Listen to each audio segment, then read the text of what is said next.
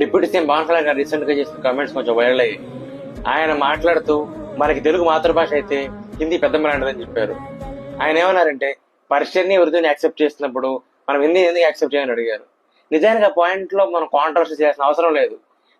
For suppose languages కి voting system పెట్టి ఏ language national language vote చేయాలి అంటే ఖచ్చితంగా హిందీయే గెలుస్తుంది.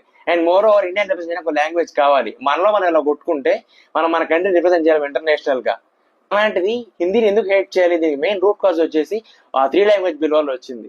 South states like Karnataka, Kerala, Tamil Nadu and west Bengal వీళ్ళు దీన్ని అపోజ్ చేశారు. యూనిటీ అండ్ డైవర్సిటీకి మారిపోయిన ఇండియాలో అలాంటివి కరెక్ట్ కాదు.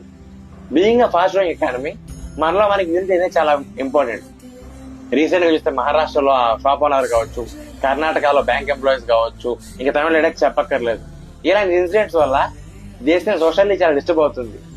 And fight for the country, not for the language. Overall నేను చెప్పిన కామెంట్ చేయండి.